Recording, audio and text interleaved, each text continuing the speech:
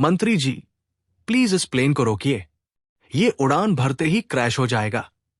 अरे बच्चा, क्या बकवास कर रहा है तू?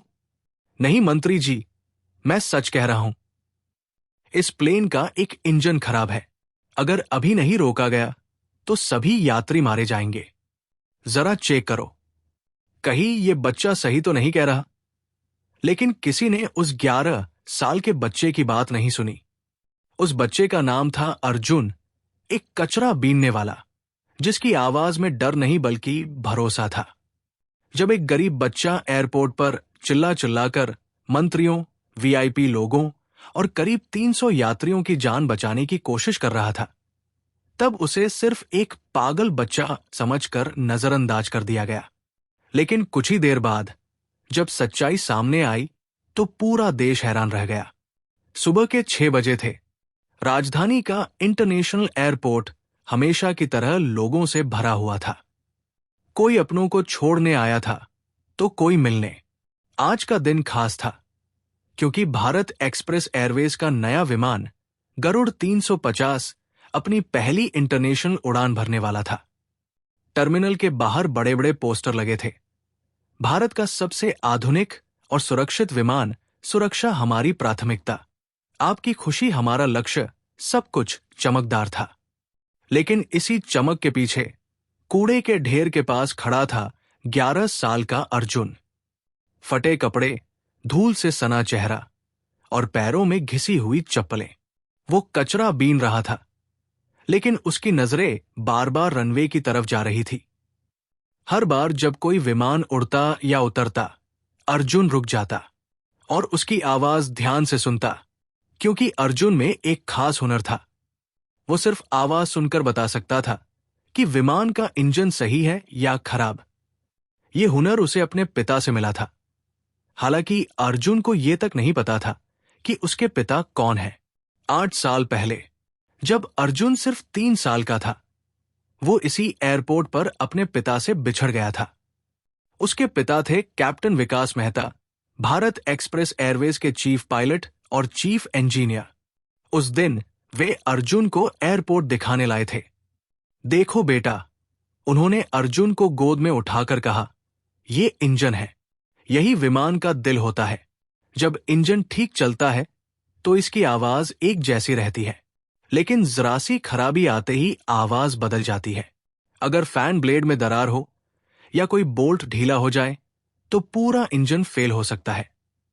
छोटा अर्जुन ध्यान से सुन रहा था, लेकिन उसी भीड़ में वो अपने पिता से बिछड़ गया। बहुत तलाश हुई, पुलिस, अखबार, प्राइवेट डिटेक्टिव, सब कुछ, लेकिन अर्जुन नहीं मिला। समय बीतता गया। अर्जुन सड़कों पर भटकता रहा और एक भिखारी महेश के साथ रहने लगा। महेश दयालु इंसान था। उसने अर्जुन को बेटे की तरह पाला। अर्जुन उसे दादाजी कहता था। हर दिन महेश उसे एयरपोर्ट के बाहर कचरा बीनने लाता। अर्जुन बस इतना जानता था, उसे विमान पसंद है और वो उनकी आवाज समझ सकता है। अर्जुन जब भी कोई विमान उड़ते देखता, खुशी से तालियां बजाने लगता। महेश को ये बात हमेशा हैरान करती थी कि ये बच्चा विमानों के बारे में इतना कुछ कैसे जानता है। कई बार अर्जुन कहता, दादाजी, उस प्लेन का इंजन ठीक नहीं लग रहा, आवाज कुछ अलग है। और हैरानी की बात यह थी कि कुछ दिनों बाद उसी विमान की रिपेयरिंग की खबर आ जाती थी। अर्जुन अक्सर सही निकलता था। आज सुबह भी अर्जुन रनवे के पास कचरा बीन रहा था। तभी उसकी नजर उस चमचमाते नए विमान गरुड़ 350 पर पड़ी। विमान दिखने में बेहद शानदार था। 2 मंजिला, विशालकाय, जिसमें करीब 350 यात्री सफर कर सकते थे। लेकिन जैसे ही अर्जुन ने ध्यान से उसकी आवाज सुनी, उसके चेहरे का रंग बदल गया। इंजन की आवाज सामान्य नहीं थी। जहां भूं की साफ आवाज होनी चाहिए थी, वहां से भूक्रक, क्रक जैसी अजीब आवाज आ रही थी। अर्जुन का दिल जोर जोर से धड़कने लगा। उसके दिमाग में कहीं दबा हुआ अपने पिता का सिखाया हुआ ज्ञान जाग उठा। ये आवाज खतरे का साफ संकेत थी। उसने ध्यान से देखा। इंजन के फैन ब्लेड के पास असामान्य कंपन हो रहा था। नंगी आंखों से ही दिख रहा था कि इंजन कवर में एक छोटी सी दरार है। दरार छोटी थी, लेकिन अर्जुन जानता था कि 35,000 फीट की ऊंचाई पर यही छोटी दरार एक भयानक हादसे की वजह बन सकती है। अर्जुन तुरंत दौड़कर रनवे की बाड़ के पास पहुंचा।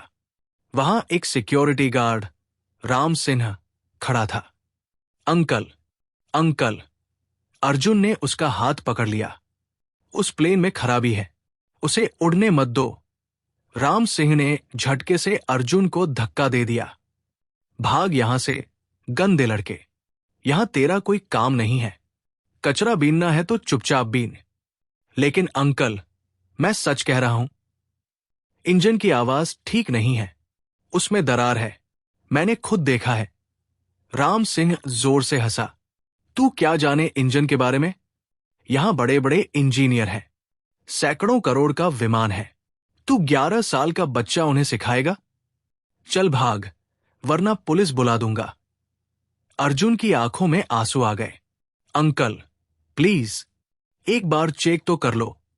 मैं झूठ नहीं बोल रहा, उसमें बहुत लोग बैठेंगे, सब मर जाएंगे। लेकिन राम सिंह ने उसकी एक न सुनी। वो अपने मोबाइल पर गेम खेलने लगा। अर्जुन हार मानने वाला नहीं था। उसे पूरा भरोसा था कि विमान में कुछ बहुत गलत है। वो दौड़ते हुए मुख्य टर्मिनल की तरफ गया। रास्ते में उसे एक सफाई कर्मचारी सुनील मिला, जो उसे पहचानता था। अर्जुन बेटा, इतनी जल्दी में कहा जा रहा है? सुनील अंकल, वो प्लेन गरुड़ 350, उसमें इंजन की खराबी है, मुझे किसी को बताना है। सुनील ने उसका हाथ पकड़ लिया। बेटा, आज वहां बहुत बड़े लोग आए हुए हैं, मंत्री जी भी आने वाले हैं। तू अंदर नहीं जा पाएगा, सिक्योरिटी तुझे तुरंत पकड़ लेगी। तो फिर मैं क्या करूं अंकल? मैं सच कह रहा हूं, प्लेन में इंजन की समस्या है। सुनील कुछ पल के लिए सोच में पड़ गया।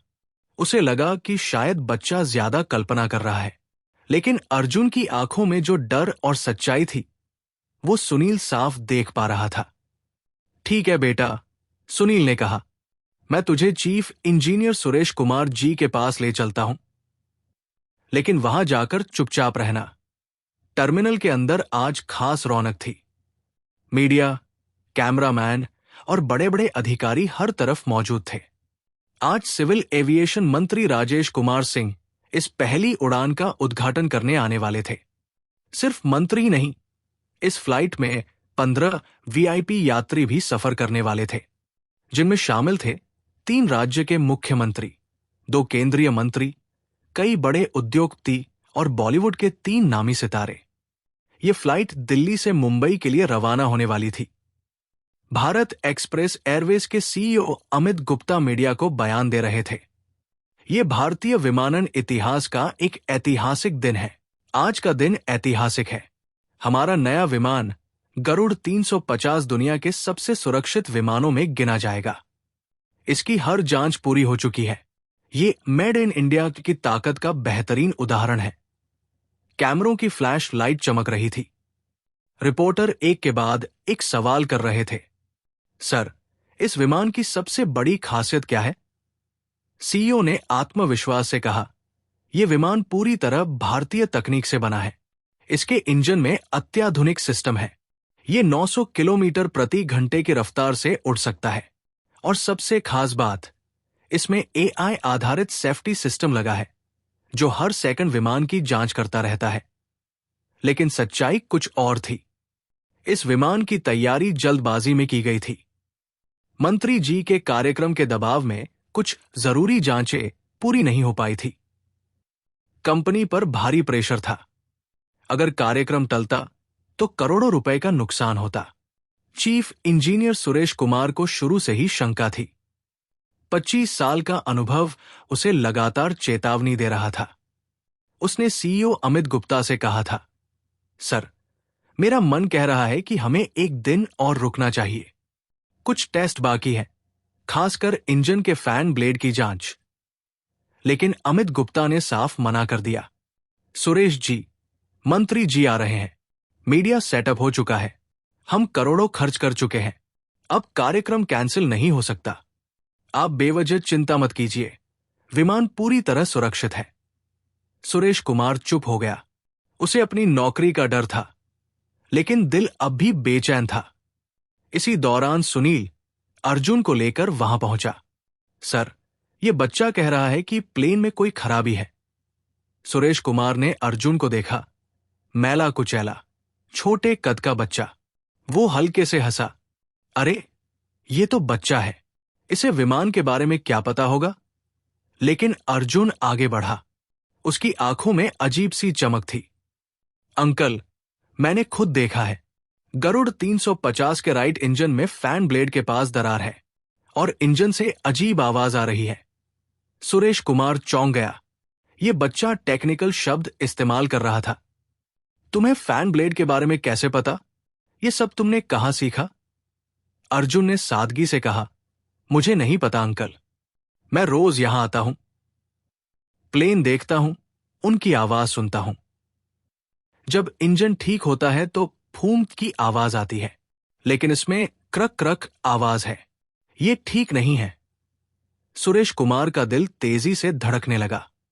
वो जानता था कि क्रैकिंग साउंड क्या संकेत देता है। उसने तुरंत अपनी टीम को बुलाया। राज, प्रदीप, तुरंत गरुड़ 350 के राइट इंजन की जांच करो, खासकर फैन ब्लेड को। लेकिन सर, हमने कल ही चेक किया था। मैंने कहा है तो अभी करो। जल्दी। इंजीनियरों की टीम विमान की तरफ गई। करीब 20 मिनट बाद वे लौटे। उनके चेहरे उड़ चुके थे। सर, बच्चा सही कह रहा था। राइट इंजन के फैन ब्लेड में हेयरलाइन क्रैक है। यह बेहद खतरनाक है। सुरेश कुमार के पैरों तले जमीन खिसक गई। ये कैसे हो सकता है? कल तो सब ठीक था। सर, लगता है रात की ग्राउंड टेस्टिंग के दौरान ये क्रैक डेवलप हो गई। अगर विमान उड़ता तो ऊंचाई पर प्रेशर से ये क्रैक बढ़ जाती और पूरा इंजन ब्लास्ट हो सकता था। सुरेश कुमार अर्जुन के पास आया। उसकी आंखों में आंसू थे। बेटा, तुमने हम सबकी जान बचा ली। तुम्हें यह कैसे समझ आया? अर्जुन ने मासूमियत से कहा, मुझे नहीं पता अंकल, बस आवाज से लगा। पापा कहते थे इंजन की आवाज बहुत कुछ बता देती है। सुरेश कुमार भागते हुए अमित गुप्ता के पास पहुंचा। सर, गरुड़ 350 उड़ नहीं सकता, इंजन में क्रैक है। अमित गुप्ता का चेहरा लाल हो गया। ये क्या बकवास है? मंत्री जी 10 मिनट में आने वाले हैं। सर, मैं सच कह रहा हूं। अगर ये विमान उड़ा तो क्रैश हो जाएगा। 350 लोगों की जान खतरे में है। ये तुम्हारा वहम है। विमान बिल्कुल ठीक है। सर, एक 11 साल के बच्चे ने बताया, हमने चेक किया, क्रैक कंफर्म है। अमित गुप्ता चौंक गया। कौन सा बच्चा? सुरेश कुमार ने अर्जुन को बुलाया। अमित गुप्ता ने उसे देखा। एक छोटा सा गंदा सा लड़का। ये मजाक है क्या? इस बच्चे की बात पर तुम विमान कैंसिल करना चाहते हो? उसी वक्त बाहर तेज सायरन की आवाज गूंजी। मंत्री जी का काफिला आ चुका था। 15 चमचमाती काली SUV, police escort, black cat commandos, पूरा सुरक्षा घेरा। मीडिया में अफरातफरी मच गई। अमित गुप्ता ने सख्त लहजे में कहा, अब कुछ नहीं हो सकता। प्रोग्राम होगा, विमान उड़ेगा, ये फाइनल है। अर्जुन सब सुन रहा था। उसे समझ आ गया कि कोई उसकी बात नहीं मानेगा। उसका दिल जोर जोर से धड़कने लगा। उसे लगा जैसे कोई डरावना सपना सच होने वाला है। उसने देखा, मंत्री जी और वीआईपी लोग हंसते हुए टर्मिनल में आ रहे थे। सब गरुड़ 350 में बैठने वाले थे। अर्जुन का दम घुटने लगा। वो दौड़कर बाहर आया। वहां महेश उसे ढूंढता हुआ मिला। अर्जुन बेटा, कहाँ चला गया था? दादाजी, वो प्लेन गरुड़ 350, उसमें बड़े बड़े लोग बैठेंगे, मंत्री जी भी, लेकिन उसका इंजन खराब है, सब मर जाएंगे। महेश ने उसे गले लगा लिया। बेटा, तू ऐसा क्यों सोचता है? यहां इतने बड़े इंजीनियर हैं, वे गलती कैसे कर सकते हैं?